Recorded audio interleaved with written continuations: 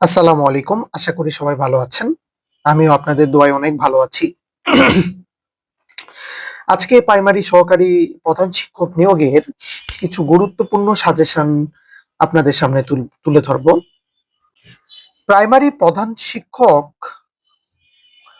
নিয়োগের জন্য গুরুত্বপূর্ণ সাজেশন বলতে বাংলা, ইংরেজি, গণিত ও সাধারণ জ্ঞানকেই আমরা সাধারণত বুঝি। বাংলাদেশ ও আন্তর্জাতিক বিষয়ের উপর ভালোভাবে প্রস্তুতি নেওয়া, বিগত বছরের প্রশ্ন বিশ্লেষণ করা, বিশেষভাবে ২০০৯ ও ২০১২ সালের প্রধান শিক্ষক নিয়োগের প্রশ্নগুলো ভালোভাবে বিশ্লেষণ করতে হবে। শিক্ষা বিজ্ঞান ও মানসিকতার উপর জোর দিতে হবে। এখন আপনাদের সামনে কিছু গুরুত্বপূর্ণ সাজেশন তুলে ধরব। প্রথমেই আসি বাংলাতে।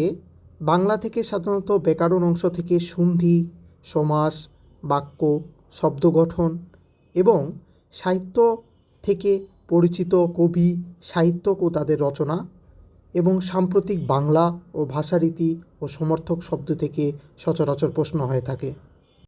ইংরেজির জন্য গুরুত্বপূর্ণ সাজেশান: গ্রামারের, part of speech, tense, voice, narration, translation, idiom and phrase, synonyms, antonyms খুবই গুরুত্বপূর্ণ, ভালোভাবে দেখে যাবেন, এবং সেন্টেন্স কারেকশন। গণিত অংশ থেকে গুরুত্বপূর্ণ সাজেশান: পাটিগণিত থেকে লাভ ও ক্ষতি, সুদ কষা, ঐকিক নিয়ম এবং বীজগণিত থেকে সূত্রাবলী ও উৎপাদক, জ্যামিতি থেকে প্রাথমিক ধারণা এবং পরিমিতি খুবই গুরুত্বপূর্ণ।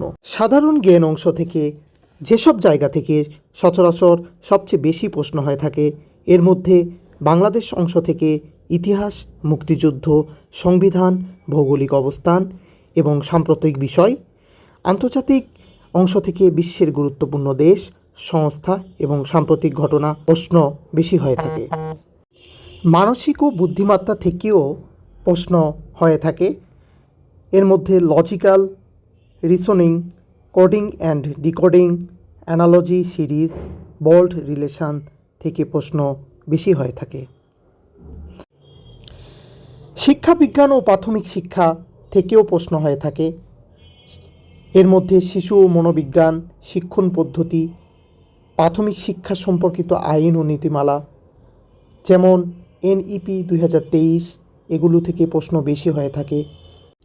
সর্বশেষ একটা কথা বলি, হাল ছাড়বেন না, কারণ চেষ্টা কখনো ব্যর্থ হয় না, সময় নেই মাত্র।